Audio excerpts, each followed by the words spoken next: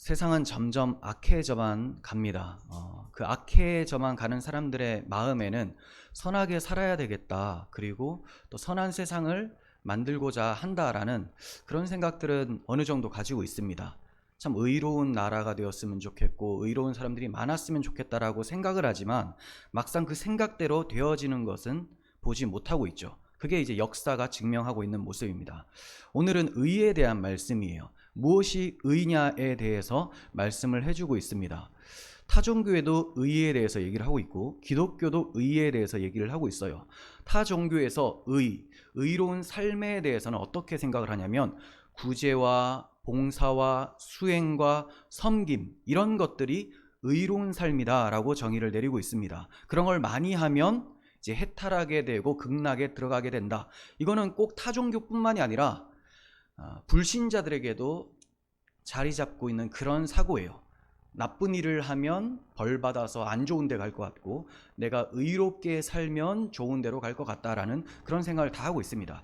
그런데 우리 기독교는 지금 말씀드린 그러한 것들을 의다라고 하지를 않는다는 거예요. 그럼 기독교는 무엇을 의다라고 말을 하냐면 예수 그리스도를 믿음으로 사는 삶을 의로운 삶이다. 그 예수 그리스도를 믿는 사람을 의인이다라고 말씀한다는 겁니다. 그렇다면 성경은 분명히 의라는 것은 예수님이 없으면 불가능하다. 예수님을 믿어야지만 의가 가능하다라고 말씀을 하고 있다는 거죠. 그러면 그리스도를 믿는다는 것이 도대체 무엇인가? 무엇이기에 그분을 믿으면 의롭다함을 받는다는 것인가? 여러분 잘 아시는 말씀이지만 예수님이 누구신지를 먼저 믿어야 되는 거죠. 알고 믿어야 돼요. 나 그냥 예수님 믿어, 이게 아니라 그 예수님이 누구냐? 바로 하나님의 아들 그리스도이심을 믿는 거죠. 그리고 그분이 무엇을 해주셨느냐? 나를 위해 나의 죄를 대신하기 위해서 자기 목숨을 내어주신 십자가 사랑을 베풀어 주신 구원자시다.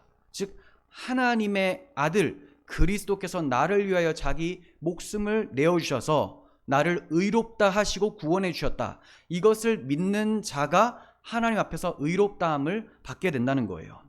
이렇게 이 복음을 믿을 때 하나님께서 우리의 모든 죄를 완전히 씻어주시고 십자가 사랑이, 예수님께서 이루신 십자가 사랑이 마치 내가 행한 것처럼 하나님께서 여겨주십니다.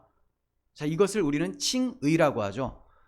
나의 모든 죄를 십자가에서 다 씻으시고 십자가에서 베푸신 사랑을 나의 의로 여겨주시고 죄 씻음과 칭의가 다 그리스도의 십자가에서 나타나게 되죠. 그리고 성령을 보내주셔서 성령께서 이 복음을 믿을 때에 우리에게 그리스도의 사랑이, 십자가 사랑이 마음에 부어지게 하셔서 그 십자가의 길을 묵묵히 나를 따르는 자는 자기 십자가를 지고 따르라고 하신 말씀대로 사랑하며 살아가게 된다는 거죠. 그래서 의로운 자가 되어 의로운 삶을 살게 된다. 이것이 무엇으로 가능하냐? 그리스도의 십자가 복음을 믿을 때 가능하게 된다라는 거예요. 이처럼 그리스도를 믿는 자만이 하나님 앞에서 의롭다함을 받을 수가 있고 하나님이 기뻐하시는 의로운 삶을 살아갈 수가 있는 거예요. 오늘 본문의 주제는 의입니다. 의. 이게 너무 중요해요. 의라는 것은 생사가 걸린 정도가 아니라 영생과 영벌이 걸려있는 문제입니다. 생사는 지금 내가 살고 죽느냐 이 정도인데 영생과 영벌은 뭐 영원히 죽지도 않고 영원히 사는데 어떤 식으로 사냐, 어떤 식으로 죽지 않느냐, 이것을 결정하는 엄청난 주제라는 거죠. 그게 바로 의라는 거예요. 인류 최대의 수건이 바로 의를 얻는 겁니다. 하나님 앞에서 내가 의로운 자라고 발견되는 것, 이게 가장 중요하고 인간에 달할 수 있는 가장 큰 소원이라는 거예요. 이것을 위해서 하나님께서는 그리스도를 보내주신 거예요. 이 그리스도를 믿어서 의롭다함을 받아 하나님과의 관계가 회복이 됩니다. 이를 위해서 하나님은 죄 씻음과 의의 회복이 우리에게 필요하다라는 것을 역사 속에서 보여주셨습니다. 죄 씻음과 의의 회복이 필요하다라는 것을 역사 속에서 보여주셨어요. 그 역사 속이라는 것의 가장 첫 번째 시점이 언제냐? 에덴 동산입니다. 그래서 여러분들 많이 들어보셨지만 이 에덴 동산에서 무슨 일이 일어났고 또 그 일을 수습하기 위하여 하나님께서 어떤 일을 행해 오셨고 마침내 이루셨는지에 대해서 간략하게 말씀을 드릴 테니까 아시더라도 다시 들으시고 기억하셔서 누구든지 말해 줄 수 있도록 이렇게 하나님의 구속 경륜을 좀 잘 들어주셨으면 좋겠습니다. 하나님께서는 아무것도 없는 상태에서 창조를 하셨어요. 무에서 유를 만드셨죠. 그리고 마지막 날에 인간을 만들어 주시고 이때 만들어진 인간은 아담인데 이 인간은 죄가 없고 의로운 상태로 지음을 받았습니다. 죄가 없어요. 죄 지을 수 있는 기회조차 없는 상태죠. 탁 만들어 놓으셨으니까. 그리고 하나님의 형상대로 지음받았기 때문에 하나님은 의와 거룩함이 있으신 분이라서 아담도 처음부터 의로운 자입니다. 죄 없는 의로운 상태로 지음을 받았어요. 자, 이 상태에서 하나님과 교제를 하게 됩니다. 교제. 무엇으로? 하나님이 먹지 말라고 하는 선악을 알게 하는 나무, 그 열매를 먹지 않음으로 교제를 하는 거예요. 그걸 먹지 않음으로 아담은 자기가 하나님을 사랑하고 하나님이 창조주라는 것을 인정하는 찬송의 삶을 드립니다. 그리고 그것을 하나님은 받으시고 기뻐하시죠. 자, 이것이 바로 하나님의 안식이고 피조물의 안식인 거예요. 피조물의 안식은 자신이 피조물이며 하나님께서 나를 사랑하셔서 이 모든 것을 주신 분이라는 것을 고백하는 예배의 삶을 통해서 안식을 누릴 수가 있게 되고 이 예배를 받으시는 하나님은 그것을 통하여 안식을 누리게 되는 겁니다. 그런데 뱀이 들어와서 꾀하여서 하나님 말씀을 어기게 만들죠. 자, 이때 죄로 인해서 인간은 전적으로 부패하게 되고 의를 행할 수 없는 상태, 의의 상실, 죄의 오염이 되어버렸어요. 의의 상실, 죄의 오염. 그러니 이제 하나님을 예배할 수 없겠죠. 하나님을 전심으로 찬양할 수 없겠죠. 인간의 안식이 깨어집니다. 그리고 하나님도 안식이 깨어지죠. 예배 받으시는 것이 하나님의 안식인데 깨어졌어요. 그러니까 이제 하나님께서는 이 죄인에게 예배를 받을 수도 없고 이 죄인과 함께 사실 수가 없기 때문에 추방을 하십니다. 나가라. 넌 죄인이기 때문에 나와 함께 할 수 없다. 그런데 그냥 쫓아내신 것이 아니라 너무나 큰 은혜인 것은 약속을 주고 쫓아내신다는 거예요. 약속. 그 약속이 바로 창세기 3장 15절이죠. 하나님께서 하와의 후손, 여자의 후손을 통하여서 메시아를 보내주실 건데 그 메시아가 사탄, 마귀, 이 뱀의 머리를 상하게 할 것이다. 이 약속을 주셨다라는 거예요. 그 약속을 마음에 담고 쫓겨나는 아담과 하와는 하나님의 백성입니다. 죄를 지었지만 하나님께서는 반드시 자기 백성으로 회복시켜 주신다라는 그 약속을 주시고 쫓아내셨어요. 그럼 이렇게 쫓겨나감을 받은 하나님의 백성은 이제 이 세상을 어떻게 살게 되느냐? 하나님 앞에 내가 죄인이라는 것을 깨닫고 내가 이 죄인에서 벗어나서 의롭다함을 받아 하나님과 다시 교제할 수 있는 것은 하나님이 나에게 주신 그 약속, 그것이 성취될 때만 가능하다라는 것을 자신의 삶 속에서, 역사 속에서 배우면서 살아갑니다. 자, 이렇게 배우면서 살아가는 사람들의 삶을 가리켜서 구속사를 산다라고 해요. 그런데 이것이 없이, 하나님의 언약 없이 자기 멋대로 사는 삶을 가리켜서 그냥 역사를 산다라고 합니다. 그냥 역사. 다른 말로 부패한 역사죠. 죄인의 역사. 하지만 죄인임에도 불구하고 하나님의 약속을 받아서 구원자를 기다리며 사는 삶은 구속의 역사를 살아가는 사람들이죠. 자, 이렇게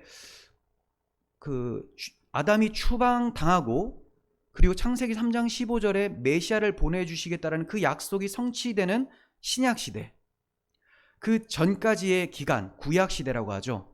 이 기간 동안 하나님께서 가만히 계신 것이 아니라 계속해서 약속을 주시면서 오실 메시아를 기다리게 해주셨어요.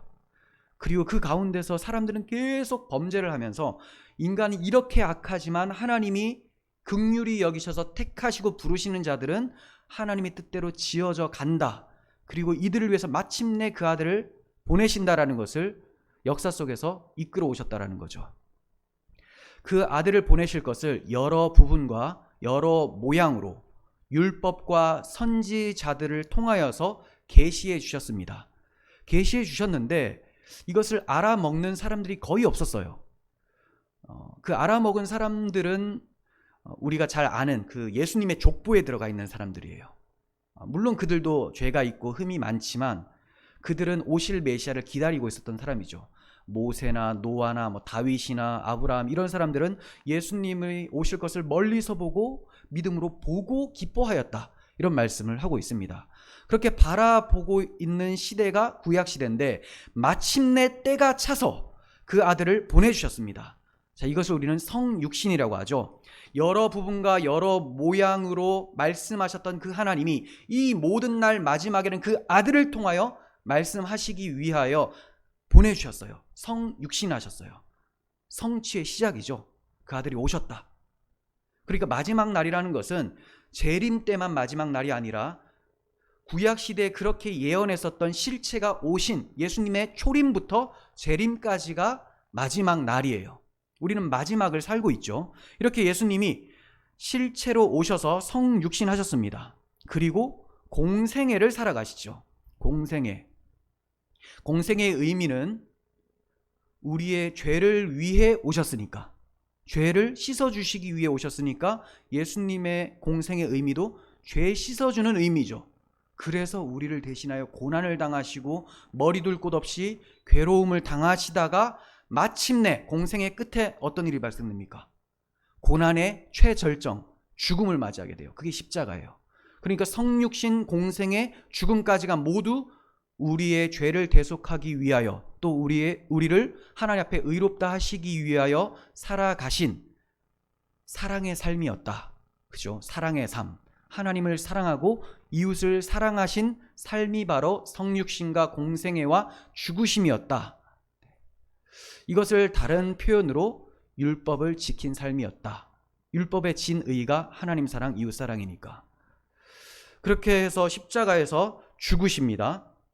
대속적 죽음이죠. 그래서 구속을 성취하셨어요. 십자가에서 다 이루었다라고 말씀하셨습니다. 무엇을 이루었냐? 하나님 앞에서 쫓겨났었던 아담의 후손들이 이제 다시 하나님 품으로 들어갈 수 있는 구원을 성취해 놓으셨다라는 거예요. 다 이루어 놓았다. 자, 그럼 이루어 놓은 걸로 다 끝난 것이 아니라 이루어 놓으신 것을 우리에게 먹여주셔야 돼요. 적용. 그러기 위해서 예수님은 부활, 승천, 그리고 하나님 보좌 우편에 계시면서 자기의 영을 보내주십니다. 성령님이죠.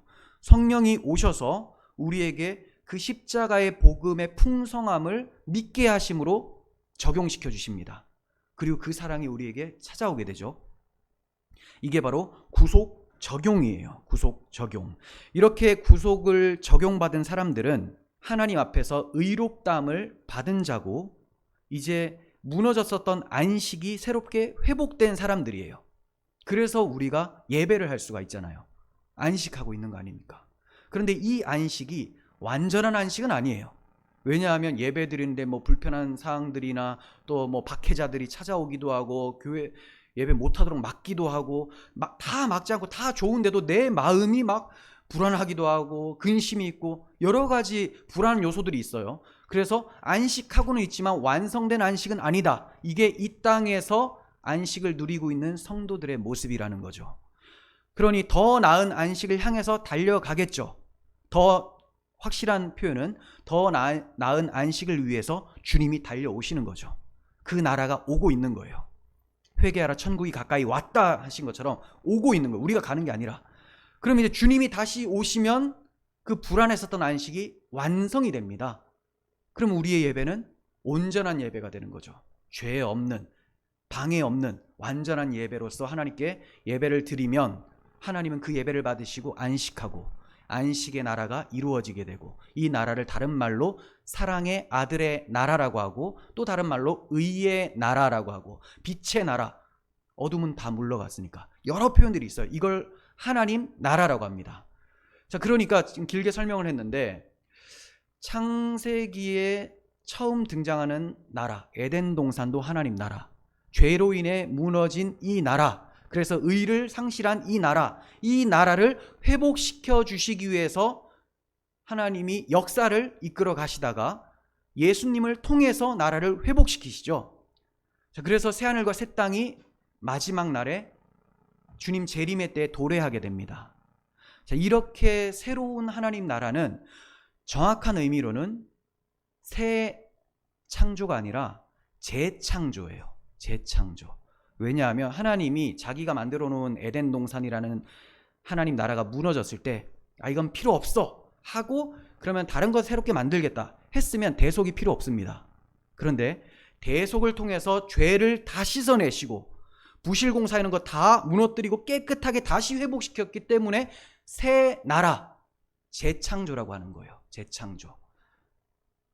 하나님은 자기가 계획하시고 만들어 놓으신 것을 절대로 취소하지 않아요. 그냥 한번 정하신 걸 끝까지 밀고 가요. 우리의 어떠한 죄악에도 불구하고 반역에도 불구하고 그냥 만들어서 회복시켜서 다시 완성을 시켜버리십니다. 이걸 새하늘과 새 땅이라고 하죠. 그러니까 성경 전체의 주제가 하나님 나라 건설이죠. 하나님 나라 건설. 그리고 그 건설의 핵심이 뭐냐? 예수 그리스도의 십자가 복음이라는 거예요. 이것을 통해서 하나님 나라는 이루어지고 하나님 백성이 죄인이었는데 의를 회복하여 의의 백성이 되어지게 됩니다. 그래서 예수님도 그렇고 사도들도 그렇고 처음부터 끝까지 외쳤던 것이 하나님 나라와 예수 그리스도께서 무엇을 하실 것인지를 말씀해 주셨던 거예요. 예수님께서 마태복음 4장 17절에서 이때부터 예수께서 이르시되 비로소 회개하라 천국이 가까이 왔다라고 말씀하세요. 비로소 말씀하신 것이 회개하라. 죄가 전제가 되어 있죠. 자, 회개하면 천국을 받는다. 근데 무조건 잘못했다고 하면 다 천국 받습니까? 아니죠. 죄가 씻길 수 있도록 예수께서 무슨 일을 행하실 거라는 것을 중간에 전제를 하고 있는 거예요. 회개하라. 그러면 예수의 피가 너를 깨끗이 씻어 천국을 살게 해주겠다. 그래서 십자가 대속 이후에 성령이 임하면 이제 주님의 백성들은 천국을 살아가게 되는 거예요. 정말로 천국이 가까이 온 거죠. 그리고 또 천국이 가까이 올 것이고 완성된 천국이. 주님이 공생애를 시작하면서 가장 먼저 외쳤던 것이 천국이었어요. 하나님 나라. 그리고 예수님께서 십자가에서 죽으시고 부활하시고 이제 승천하시기 전에 제자들과 40일을 함께 계시는데 그때도 제자들에게 말씀하셨던 것이 뭐냐? 하나님 나라의 일이라는 거예요. 사도행전 1장 3절 보십시오. 그가 고난받으신 후에 십자가죠. 또한 그들에게 확실한 많은 증거로 친히 살아계심을 나타내사 부활을 입증하사 40일 동안 그들에게 보이시며 하나님 나라의 일을 말씀하시니라. 예수님은 처음 오셨을 때 공생애 시작하실 때 그리고 이 세상을 떠나가시면서 하나님 보좌로 나아가실 때까지 하나님 나라의 일을 말씀하셨어요. 그게 성경 전체 주제니까. 그래서 주께서 보내주신 성령을 받은 사람들은 예수님의 말씀이 그제서야 생각나고 해석이 되어지고 하나님 나라가 가장 중요하구나. 이것을 이루는 힘은 그리스도의 십자가 복음이구나. 그러면 그리스도에 관한 일을 내가 담대히 거침없이 전해야 되겠구나. 그러면서 바울이 감옥에 갇혀서도 전한 것이 바로 하나님 나라의 일과 주 예수 그리스도에 대한 모든 것이라는 거죠. 그게 사도행전 마지막 28장 30절 31절에 나오게 되는 거예요. 보세요. 바울이 온 이태를 자기 셋집에 머물면서 자기에게 오는 사람을 다 영접하고 비록 가택연금되어서 결박된 상태, 불편한 상태지만 내가 이곳에 로마에 있는 이유는 하나님 나라를 전하고 예수 그리스도를 전해야 되는 것이기 때문에 여기에 있다. 바울이 무고하게 고발을 당했기 때문에 풀려날 수가 있었는데 일부러 상소를 합니다. 내가 로마 황제 가이사 앞에 서야겠다. 왜냐하면 주님께서 그렇게 명령을 하셨거든요. 네가 로마에 가서 가이사 앞에 서서 이 복음을 증거해야 된다. 그래서 상소를 하고 로마 감옥에 지금 갇혀 있는 상태예요. 가택연금된 상태입니다. 그러니 가이사 앞에 서기 전에도 그가 뱉어야 될 말은 뭐냐? 하나님 나라에 대한 일, 그렇죠? 하나님 나라를 전파하며 주 예수 그리스도에 관한 모든 것을 담대하게 거침없이 가르치더라. 이렇게 말씀합니다. 처음부터 끝까지 하나님 나라, 그리고 그 핵심에는 십자가 복음이 있다. 예수님도 이것을 전하셨고 사도들도 이것을 전하셨다. 그러나 오늘날 목사들은 이것을 전하지 않는다. 이게 문제라는 거죠.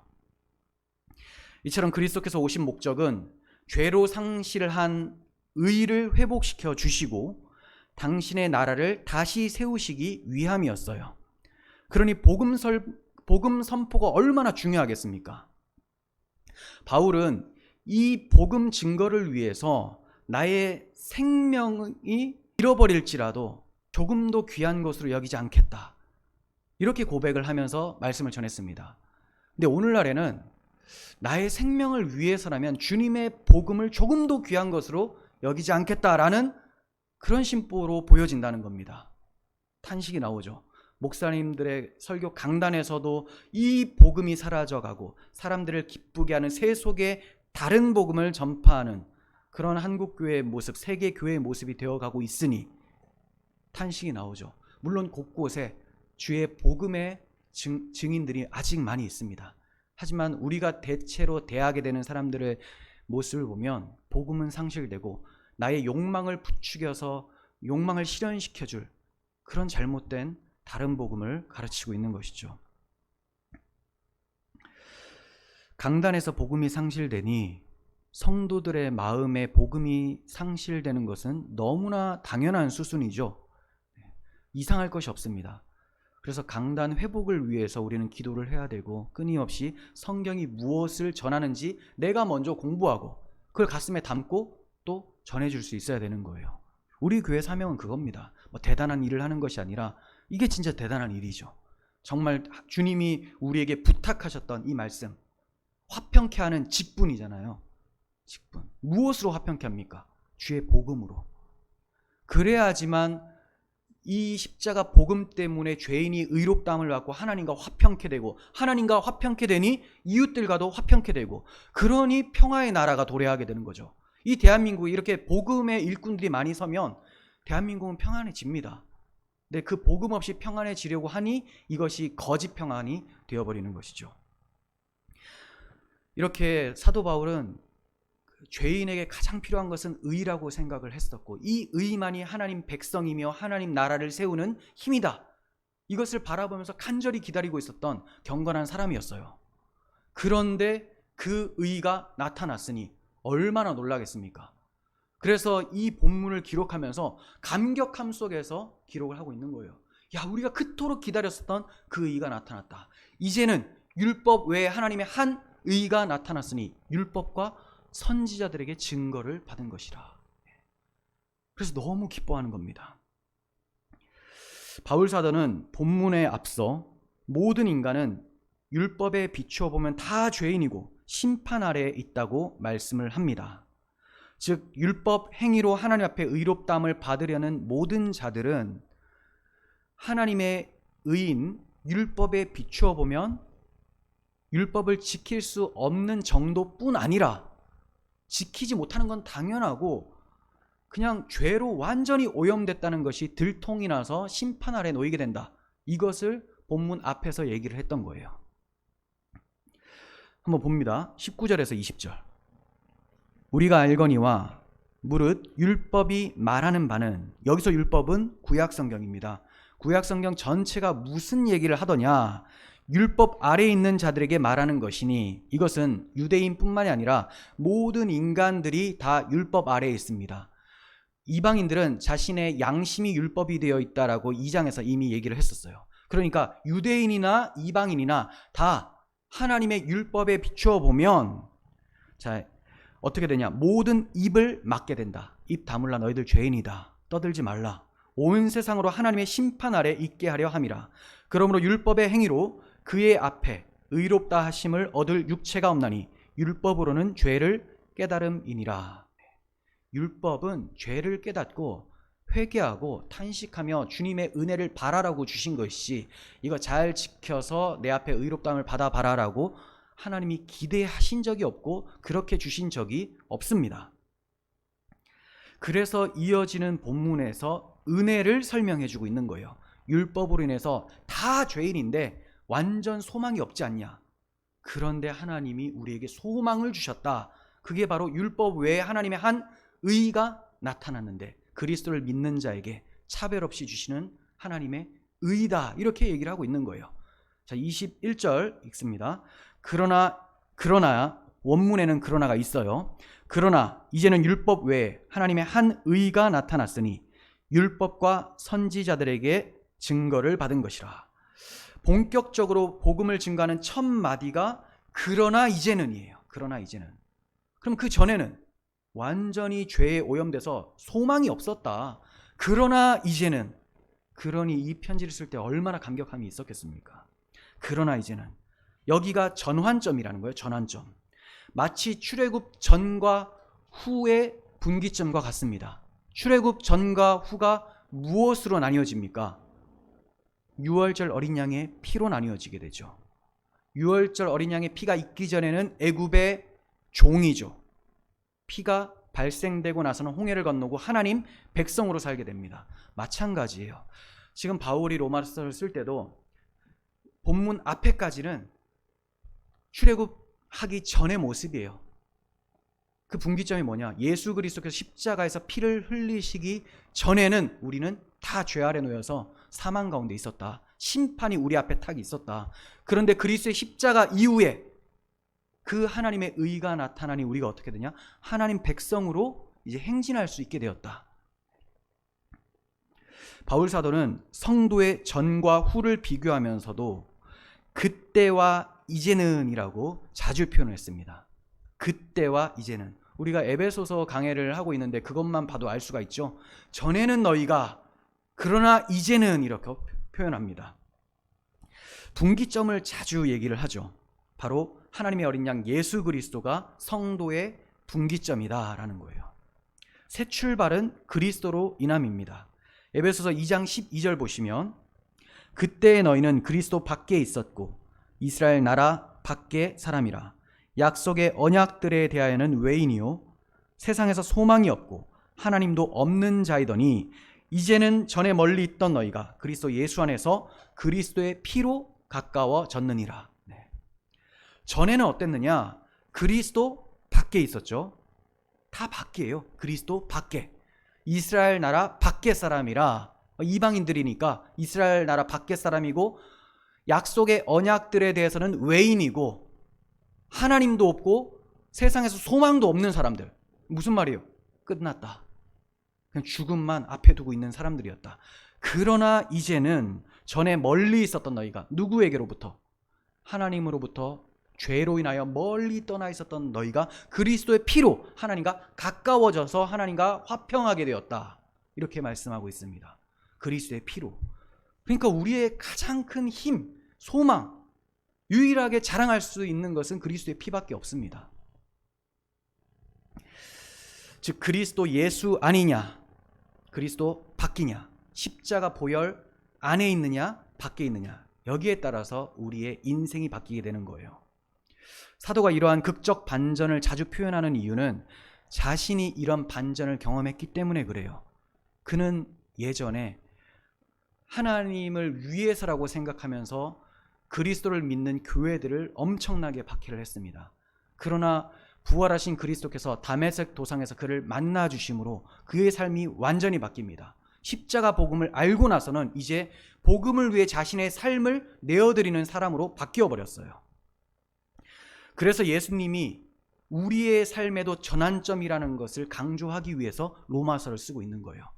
나를 변화시킨 그 예수 그리스도의 피, 여러분들도 변화시킨 힘입니다. 그러니 내가 이 복음을 위해서 열심히 여러분들 위해 기도하고 쓰고 있으니 이 복음을 받으십시오. 이렇게 말씀하고 있는 것이죠. 그렇다면 바울 사도가 이제는 하나님의 한 의가 나타났다라고 할 때 그 한 의에 대해서 쉽게 이해할 수가 있겠죠. 그 의는 예수 그리스도의 십자가 복음을 믿는 의라는 거예요. 의. 그래서 이어지는 말씀에서 예수 그리스도를 믿음으로 말미암는 하나님의 의인이라고 말씀하고 있는 것입니다. 그러니까 심판의 저주에서 벗어나서 구원에 이를 수 있는 유일한 길은 하나님이 준비해 주신 의를 받아야 된다는 거예요. 하나님이 준비해 주신 선물, 자기 아들, 목숨이에요. 그 생명을 받아라. 그러면 영생으로 이르는 길이 닫혀 있었는데, 에덴 동산에 불칼로 닫혀 있었는데 열려지게 되는 거죠. 근데 그 길이 쉽지가 않아요. 그래서 좁은 문, 좁은 길이라고 하죠. 왜냐하면 그 십자가 복음이 인간의 본성과 부딪히니까.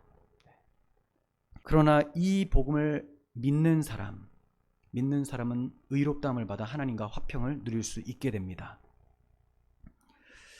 자, 그런데 하나님의 의를 율법 외에 하나님의 한 의라고 설명을 하고 있어요. 율법 외에 하나님의 한 의.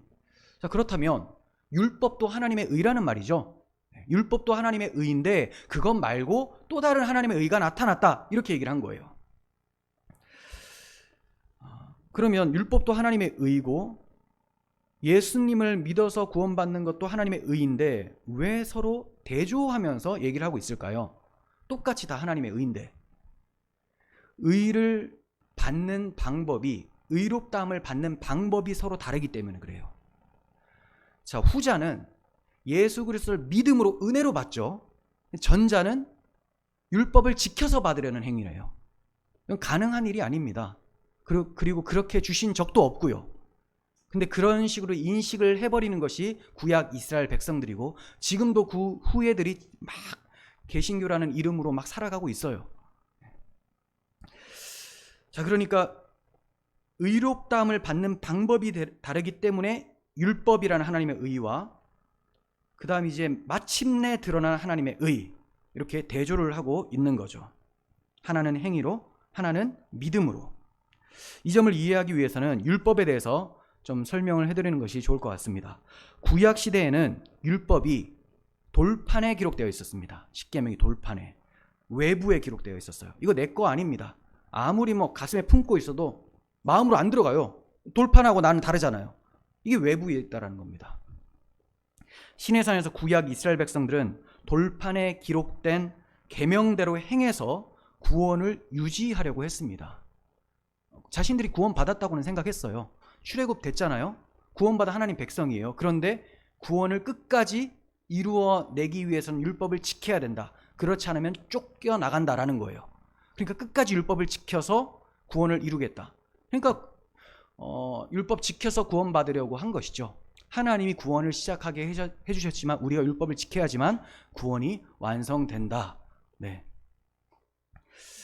자, 이런 식으로 해서 율법을 사용을 하고 있었습니다.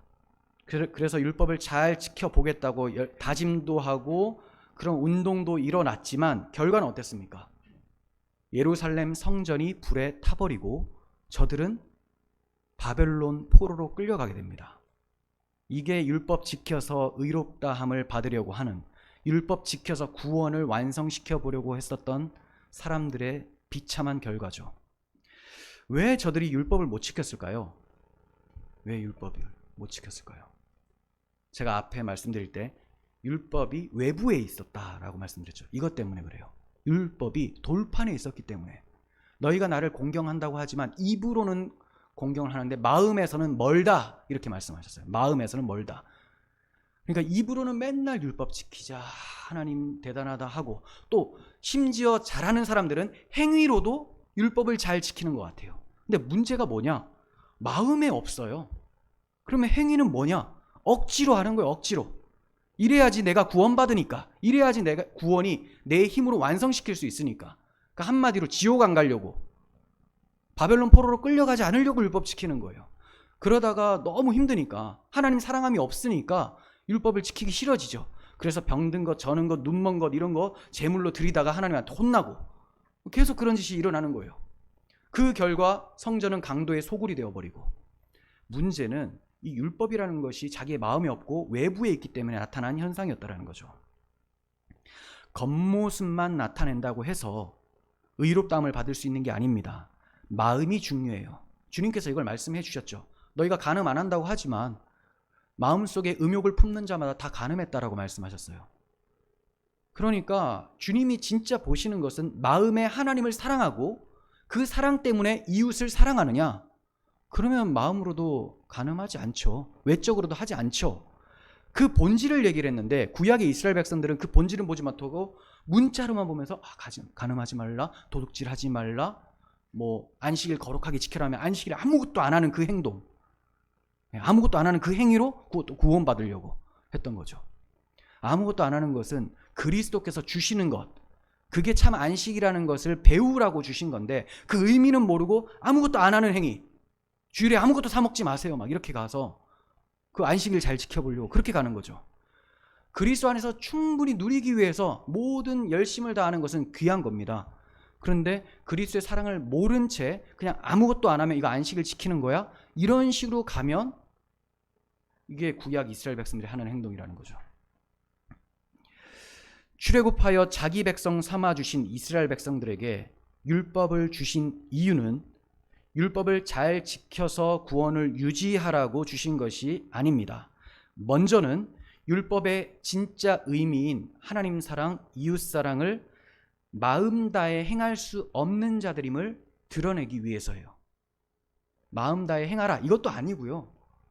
마음 다해 행할 수 없는 자들이라는 것을 드러내는 것. 그러니까 마음으로 하나님을 사랑할 수 없다.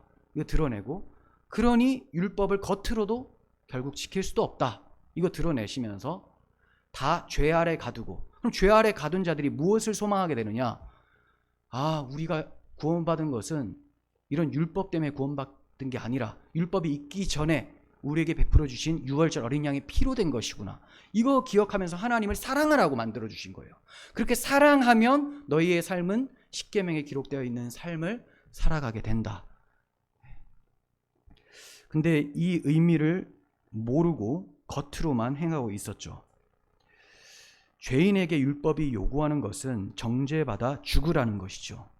율법을 올바르게 사용한다면 심령이 가난해질 수밖에 없습니다. 내가 하나님 앞에 내세울 게 아무것도 없구나. 그냥 율법 딱 대하니까 나 죽어 마땅한 자구나. 이게 탄식이 나오고 회개가 나오고 절망스러움이 찾아옵니다. 율법이라는 하나님의 공의에 비추어 보니 나는 죄인이었다라는 거죠. 그러므로 그가 기대하는 것은 받을 자격은 없지만 주시기를 바라는 마음으로 하나님의 긍휼을 기대하는 거예요. 죄인에게도 자비롭게 베풀어 주신 하나님의 은혜를 구하게 되는 것입니다. 그럴 때 예수 그리스도가 우리에게 의를 주시기 위해 나타났다 하는 소리를 들을 때 감격함이 있는 거죠. 와, 그분이 나를 위해서 죽으셨다고? 이렇게 되는 거예요. 근데 율법을 봐도 잘 지켜 행하면 되겠구나. 이렇게만 생각하면 그리스도가 그렇게 반가운 게 아닙니다.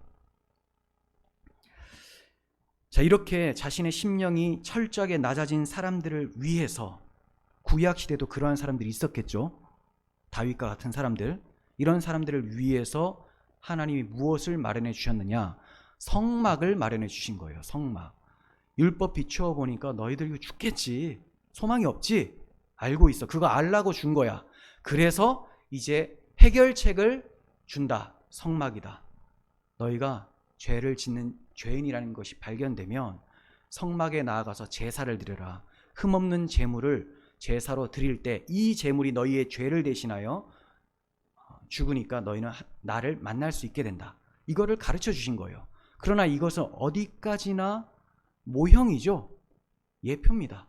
그리스도께서 하나님의 어린 양, 대속 제물로 오실 것, 그리스도만이 참된 성전이신데 그 성전이 죄인으로 치부되어서 강도의 소굴처럼 여겨져서 하나님 앞에 파괴되어지는 십자가로 인해서 우리가 그것을 믿으면 구원받는다는 것, 이것을 가르쳐 주시기 위해서 성막을 주셨던 거예요. 그러면 성막 지내면서 오실 메시아를 바라보고 하나님께 감사해야 되잖아요. 근데 또 이걸 어떻게 사용하느냐? 성막 식양, 제사 규례, 이거 철저하게 지키면 그러면 완전히 죄가 용서받는 거야? 잘 지켜봐야 되겠다. 또 이렇게 가는 거예요. 뭐든지 다 자기가 하겠다라는 겁니다. 계명도 내가 잘 지켜보겠다. 성막 제사법 하나도 빠짐없이, 양 혹시 병든 거 있나? 제물 중에 혹시 흠 있는 거 있나? 이거 완벽하게 해서 내가 구원받아 보겠다. 모조리, 율법이라는 것은 모조리 다 자기의 행위로 갖다 써버리는 게 이스라엘 백성들의 타락한 모습이었다라는 거죠. 지금 우리가 예배 드리면서도 내가 예배를 아주 제대로 드려서 구원 받아봐야 되겠다, 그 생각까지 안 하더라도 제대로 드려서 하나님 앞에 의를 인정받고 싶다, 이것 다 잘못된 생각이라는 거죠.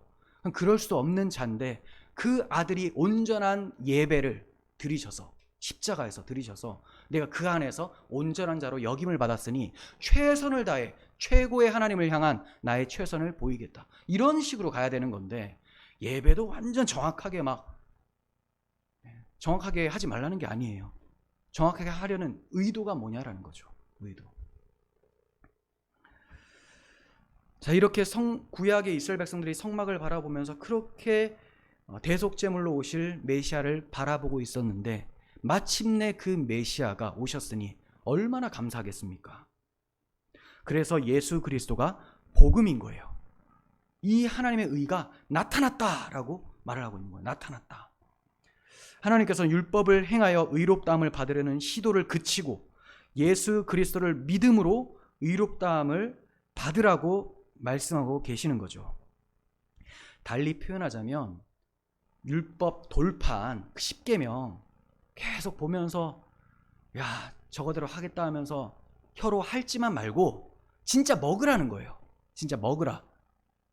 에스겔이 하나님의 말씀을 두루마리를 먹잖아요. 먹는 것처럼 먹으라는 거예요. 어떻게 먹냐? 믿음으로 그리스도의 의가 나에게 찾아오면 내 마음에 계명이 새겨지잖아요. 이게 먹은 거예요. 그래야지 하나님 사랑, 이웃 사랑이 마음에서 우러나오죠. 근데 그건 없고, 그 은혜는 전혀 알지 못하고 사랑도 알지 못하고 계명 다 보면서 이거 다 지키면 내가 구원받는다, 이거 지키면 하나님이 영광 받는다. 그게 무슨 영광입니까? 그리스도 없이 행하는 건데. 우리의 마음에 그리스도의 사랑이 부은 바 되어야지만, 율법이 마음에 새겨져야지만 정말로 하나님이 기뻐하시는 의로운 생활이 가능하게 됩니다. 그 외에는 타종교의 의로운 삶과 똑같아요. 율법이 마음에 새겨진다는 것은 또 다른 표현으로는 거듭남입니다. 거듭남.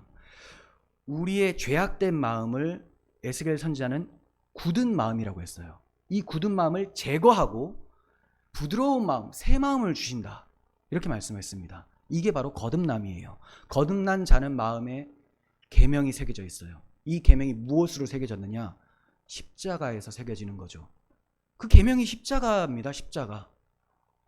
계명이 사랑이잖아요. 그 사랑의 완성이 십자가 있었잖아요. 그러니까 그 십자가를 내가 사랑하며 믿으면, 그 십자가 가슴에 새겨지면 율법이 새겨진 거예요.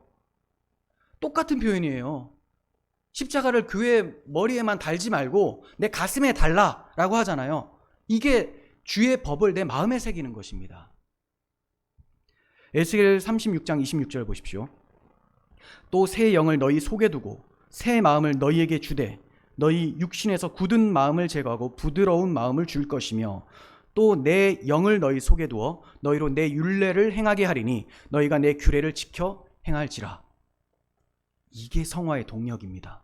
자, 어떻게 되어 있습니까? 내 영을 너희 속에 두고, 성령이에요. 그리고 새 마음, 부드러운 마음을 줄 것이고, 부드러운 마음은 사도 바울이 빌립보서 2장에서 말씀한 것처럼 너희는 그리스도의 마음을 품으라 라고 하죠. 그 마음을 품으라는 거예요. 새 마음, 그리스도의 마음. 성령이 오면 복음을 증거해서 그리스도의 마음을 품게 하니 그 그리스도의 마음이 있으면 내 율례를 지켜 행하게 될 것이다. 네, 그거죠.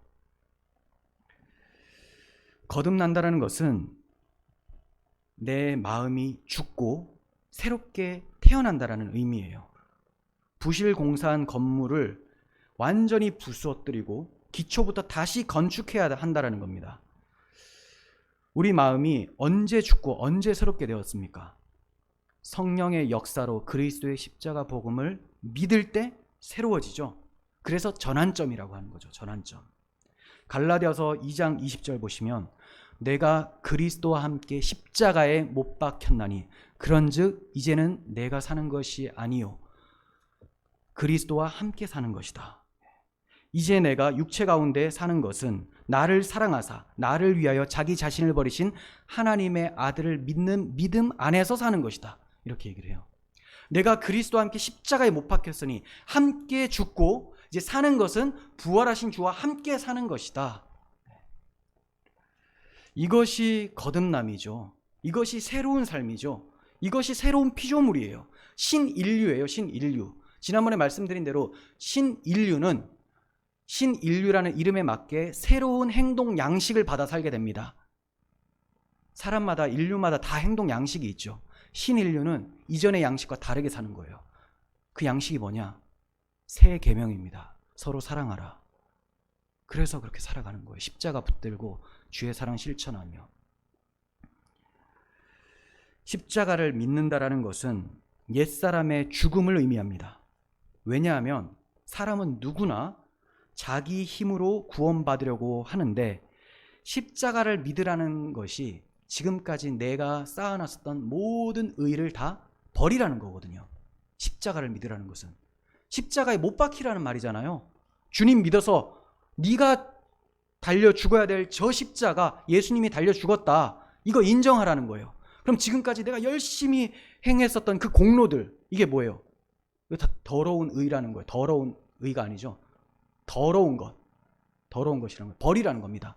그래서 바울은 이거 버리고 배설물로 버리고 가장 고상한 지식인 그리스도의 십자가를 붙잡았잖아요. 근데 사람들이 이걸 싫어해요. 지금까지 내가 해놓은 게 얼만데, 내가 지금까지 교회 다닌 게 얼만데, 내가 성경을 얼마나 많이 읽었는데, 지금 불신자만을 얘기하라는 게 아닙니다. 교회 나오는 사람도 그런 주장을 해요. 교회 나오면서도 십자가는 마음에서 멀어요. 입에서는 가까워요. 찬송할 때 맨날 입으로 얘기를 하니까. 근데 마음에 멀어요. 왜 뭔지 아느냐? 십자가를 마음에 집어넣으려고 회개하라 하면 그때부터 막 발광이 일어납니다. 막 와! 하면서 막 도대체 뭐냐고. 내가 성경도 열심히 읽고 교회 생활도 열심히 했는데 왜 나한테 왜 그러냐고. 이게 아직 십자가에서 안 죽은 거죠. 막 자존심이 막 살아있는 거예요. 안 죽었으니까 살아있죠. 십자가에 내려와 있어요. 좀 같이 고난받으려고 했다가 안 되겠다 하면서 내려오는 거예요. 자기 십자가를 못 지는 겁니다. 그러니 입술로는 하나님을 공경한다고 하지만 마음에서 먼 상태. 이런 사람들이 교회에 엄청 많습니다. 우리 교회는 없을 것 같습니까? 없기를 원하지만 있겠죠. 그러므로 십자가를 얘기를 하면 이 자연인들, 은혜가 없는 사람들은, 죄 가운데 타락한 사람들은 엄청 불편해요. 십자가 전하는 사람 죽이려고 합니다. 미워해요. 근데 법이 있으니까 죽일 수는 없죠. 자기가 죄인이 되니까. 근데 유대인 법은 그거 괜찮았거든요. 그러니까 그 의인을 죽이죠. 예수님을 십자가에 못 박아 죽이죠. 그리고 바울을 못 박으라고 난리가 나죠. 잡아 죽이라고. 율법을 잘 지켜 행한다는 그들이 십자가 앞에서 다 가짜였음이 들통나버렸습니다. 그래서 사도 바울은 그들이 하나님께 열심은 있지만 올바른 지식을 따른 것이 아니다. 하나님의 의는 모르고 자기 의를 세우기 위하여 힘써 하나님의 의에, 그 의가 뭐예요? 오늘 바울이 전하는 그 의예요. 율법에 한 의가 나타났다. 힘써 하나님의 의에 복종하지 않았다. 자기 의를 세우기 위해서. 여러분에게는 예수님이 반가운 손님이십니까? 그렇다면 하나님께 감사하셔야 돼요. 이거 그냥 얻어지는 마음이 아닙니다. 굳어있던 마음이 제거되었기 때문에, 부드러운 마음이 왔기 때문에 가능한 거예요. 성령께서 우리의 마음을 새롭게 해주셔서 예수님이 반가운 거예요. 자연인들은 예수님을 걸려 넘어지게 하는 바위처럼 여겨지게 됩니다. 장애물이죠. 그러니 치우려고 해요. 근데 복음의 일꾼들은 그 장애물 같은 십자가를 계속 앞에다 둡니다. 걸려 넘어지라고. 넘어져야 내가 못 걷는 자구나. 이거 알라고. 근데 사람들이 계속 그 바위를 뛰어넘으려고 해요. 너무 높으니까 못 뛰어넘습니다. 그러니 바위 갖다 놓은 사람을 계속 박해를 하고 공격을 하는 거죠. 바위 좀 치우라고. 근데 구원을 받는 우리들은 예수님이 어떤 바위입니까? 걸려 넘어지게 하는 바위가 아니라 굳건한 반석이시니 내가 그 위에 서리라. 이렇게 되죠. 주추를 반석 위에 세우는, 그게 교회죠. 모래 위에 세우는 것이 자기 의를 놓은 그 위에 세우는 것, 이게 가짜 교회입니다. 하지만 십자가라는 반석 위에 세우는 교회만 비가 오고 창수가 나도 무너지지 않는다라고 말씀하고 있는 거예요. 바울 사도는 본문을 통해서 이제는 이라고 하면서 전에는 외부에 존재했었던 율법이 이제는 내부에 내 마음에 존재할 수 있게 되었다 하면서 복음을 전하고 있는 거예요. 그리스도를 믿음으로 말미암는 하나님의 의가 나타났다 하면서 소개하고 있는 거예요. 이제 율법 아래 종노릇 하는 시대가 지나가고 복음의 시대가 도래했다고 기뻐하며 기록을 하고 있는 것입니다. 하나님의 의가 나타났다고 하는데 전에는 복음이 없었다가 그러면 이제서야 나타난 것인가? 한번 생각해 보세요. 하나님의 의가 나타났다고 했는데 그럼 전에는 없었는가? 전에도 있었는데요. 너무 희미했어요. 그게 예표와 모형으로 주어졌기 때문에 희미했어요. 그래서 막 이렇게 안개 낀 것처럼 멀리서 본 사람이 누구냐? 아브라함이었다는 거죠. 그러니까 우리 같이 실체가 와서 뚜렷이 보이고 있는 이 상태 엄청 부러워하겠죠. 근데 오늘날 교인들이 구약 시대에는 직통 계시 받더라. 너무 부러워. 이러고 앉아 있어요. 그분들이 희미하게 보면서 제대로 보기를 원했었던, 여기서 나타났다라는 표현이 파네로라고 하는 단어인데요. 명확하게 드러났다라는 표현이에요. 명확하게. 깔끔하게 보여진다라는 거. 그 전에도 있었는데 잘 안 보였는데 이분이 오셔서 완전히 드러내셨다. 그러니 구약의 성도들이 얼마나 기대했었던 복음입니까? 근데 직통 계시 받으니 좋겠다. 나도 그 은사 달라고. 그런 은사 없는데 계속 달라고 막. 그리고 받았다고 하면서 맨날 예언을 하는데 이사야 선지자보다 더 많은 예언을 했어요. 아주 매일마다 예언을 하는, 유튜브에 막 깔려 있습니다. 이사야서가 제일 두꺼운데 66장 매일마다 하니까 66일이면 다 끝내버려요. 아예. 그런 사람들이 엄청 많아요. 조회수도 엄청나고. 근데 이 복음 전하면 물론 요즘엔 싫어요가 뜨지는 않지만 싫어요 엄청 눌려 있을 것 같아요. 밉죠. 자기들이 의로 여기고 있는, 붙잡고 있는, 하나님께 선물로 받았다고 하는 그런 것들, 그거 아니라고 하니까. 근데 그거는 구약 성도들이 부러워했던 바가 아닙니다. 진짜 부러워했던 것은 우리가 받은 선물, 예수님. 이 예수님을 정말 밝히 보기를 원했어요. 간절히 원하고 바랬는데 멀리서 보고 잠들었죠. 약속 가운데. 근데 주님이 오셔서 십자가에서 성취하심으로 그들이 바라보고 있었던 것이 헛된 것이 아니라 진짜였구나가 드러난 거예요. 그게 히브리서 11장 마지막에 나타나는 표현입니다. 신약의 너희들이 아니면 그들로, 구약 성도들로 온전함을 이룰 수 없게 된다. 그 예수님이 오셔서 우리의 구원자가 되심으로 구약의 성도들도 헛된 거 믿은 게 아니구나. 저들도 이제 하나님 품에 있구나. 이걸 알게 되는 거죠. 자, 이렇게 예전부터 있었는데 마지막 때에 마침내 드러났기 때문에 사도 바울은 이 비밀이 만세와 만대로부터 감추어졌던 것인데 이제는 그의 성도들에게 나타났다. 이렇게 골로새서에서 말씀을 했던 거예요. 그리고 오늘 본문에서는 율법과 선지자들에게 증거를 받은 것이 바로 지금 나타난 하나님의 의다. 율법과 선지자, 모세오경, 선지서, 구약성경 전체를 가리키는 표현이죠. 구약성경 전체가 이 예수 그리스도를 믿어서 구원에 이르는 복음을 계시하고 있었는데 잘 보이지 않다가 이제는 명확하게 나타났다. 이렇게 말씀하고 있는 거예요. 그래서 주님께서도 이 성경이 곧 내게 대하여 증거하는 것이라고 말씀을 하셨던 거예요. 구약 성경 안에는 복음이 있었습니다. 언약, 예언, 예표, 율법, 이러한 그림자, 모형으로 계속 있었어요. 하지만 이것을 제대로 해석을 할 수가 없었기 때문에 감추어졌던 거죠. 왜 해석을 할 수 없었느냐? 마음이 부패하니까. 자연인 상태에서는, 타락한 인간의 심령으로는 아무리 예표를 제대로 설명을 해도 안 보입니다. 근데 다윗은 은혜를 입고 노아는 은혜를 입었더라 하니까 이 예표들이 보이는 거예요. 그러니까 그들이 본 것도 그들의 의가 아니라 하나님의 은혜죠. 그들이 믿은 바도 하나님의 은혜요. 그리고 신약의 우리가 십자가를 믿는 것도 하나님의 은혜의 선물이라는 것입니다. 성경 어디를 봐도 온통 그리스도의 보혈, 하나님의 사랑이 기록되어 있어요. 율법과 선지자들이 그 사랑을 증거했기 때문에 구약 성경을 볼 때 우리는 그 사랑을 발견해야 마땅합니다. 하지만 실상이 어떻습니까? 하나님께서 그 아들을 통하여 우리에게 베풀어 주신 사랑을 발견하기보다는 내가 무엇을 해야 하나만 발견하려고 해요. 하나님의 의는 모르고 자기 의를 세우기 위하여 힘써 하나님의 의에 복종하지 않는 모습이 교인들에게도 나타난다는 거예요. 내가 무엇을 해야 되는가를 발견하지 말라, 이거 아니에요. 잘 아셔야 됩니다. 순서가 중요하다는 거. 순서. 주님이 행하신 일, 그 사랑을 먼저 발견하고, 그러니 이 큰 사랑을 입었으니 내가 무엇을 해야 될까? 그제서야 보시라는 거죠. 이미 하나님의 의가 나타났음에도 여전히 자기 의를 세우기 위해서 혈안이 되어 있을 뿐, 이름뿐인 그리스도인들이 참 많이 있습니다. 하나님의 의는 모르고 예배 출석 잘하고 직분 받고 헌금하고 전도하고 선한 일을 많이 해서 천국 가는 줄로 아는 사람들이 꽤 있어요. 아니에요. 오직 믿음으로만 가는 겁니다.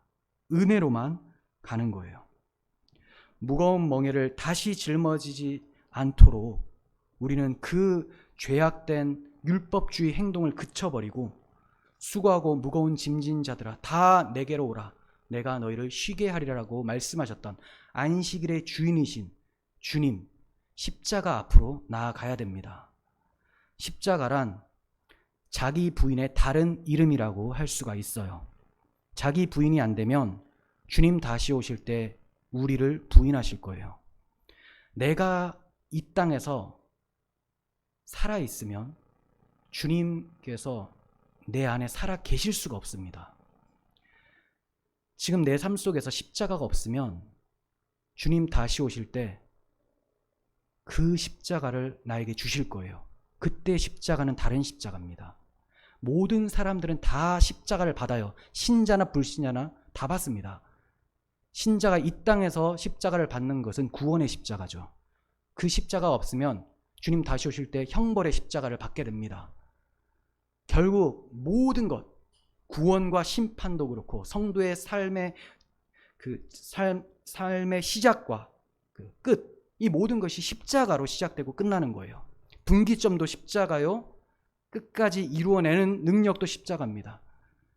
지금 내 마음에 십자가가 새겨져 있는지, 주께서 나를 어떻게 사랑해 주셨는지 이거 망각하고 산다면 주님의 십자가의 형벌을 받을 수도 있습니다. 믿음을 지키는 것은 주님의 사랑을 배신하지 않는 거예요. 배신하지 않으려면 사랑해 주신 그 내용을 알아야지 배신하지 않죠.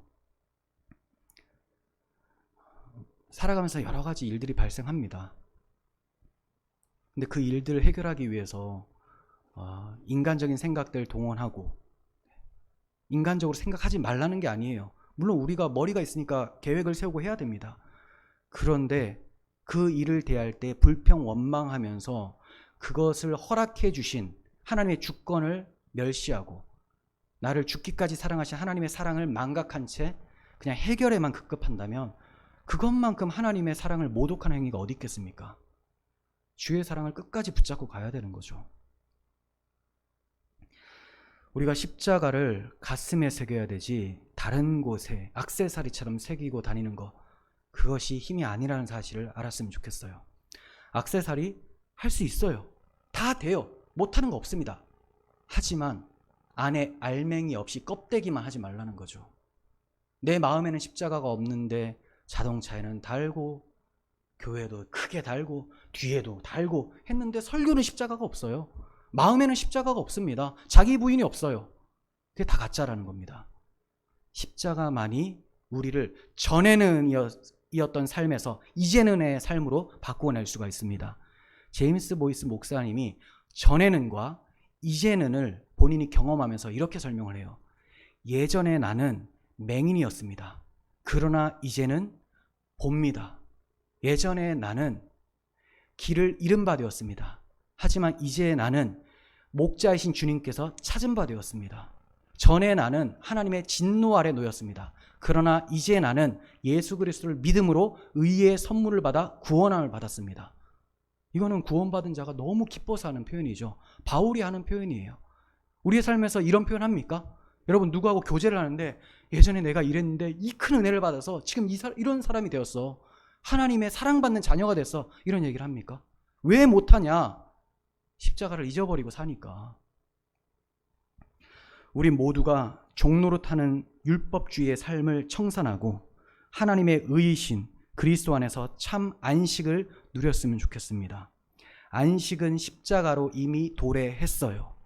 그래서 안식의 증거가 지금 이 시간에 나타나고 있습니다. 예배죠. 예배. 그리고 이 예배를 통해 하나님은 안식을 누리고 계십니다. 하지만 또 우리는 더 나은 안식을 위해서 달려가고 주님은 달려오십니다. 이렇게 그 과정 가운데 이 안식과 완성된 안식의 사이에서 우리 인생이라는 역사는 무엇을 하는 기간이냐? 사람의 제일된 목적대로 사는 삶이에요. 사람의 제일된 목적대로 사는 삶. 이제 목적대로 살 수 있는 사람들이 되었어요. 거듭나서. 그게 뭐냐? 하나님을 영화롭게 하고 그분을 영원토록 즐거워하는 것. 이것이 무엇으로 가능하냐? 주께서 나를 위해 대속하신 그 사랑을 기억하고 예배하고 살아내므로. 그게 삶의 목적이고 그렇게 사는 사람을 그리스도인이라고 하는 거예요. 이렇게 날마다 살아가는 삶 전체가 안식일입니다. 이 안식일을 우리가 확인하기 위해서 서로 모여서 한 날을 정해 예배하는 거예요. 주일이 안식일이 아니라 우리 인생의 안식일이 되어버렸어요. 이 큰 은혜를 주신 분이 누구냐? 우리 주 예수 그리스도의 아버지, 그 아들을 내어주신 아버지, 그 사랑이 우리를 이 자리로 이끌어 주셨습니다. 그 사랑에 감사하며 평생 안식을 누리며 주께 영광 돌리시기를 바랍니다. 기도하겠습니다. 하나님 아버지, 전에는 허물과 죄로 죽었었던 저희들을 하나님께서 율법 외에 다른 한 의, 예수 그리스도를 믿음으로 받는 의를 우리에게 주셔서 이제 하나님의 자녀가 되었습니다. 하나님, 그 은혜를 어찌 잊겠습니까? 그러나 잊게 하는 환경 요소들이 질비해 있습니다. 이 모든 것들로부터 눈을 들어서 주를 바라보게 하시고 주의 십자가가 밝히 보여지게 하여 주시옵소서. 가슴 깊은 곳에 주의 십자가 붙들며 주님 사랑하며 사는 저희들 되게 하여 주옵소서. 우리 구주 예수 그리스도의 이름으로 기도합니다. 아멘.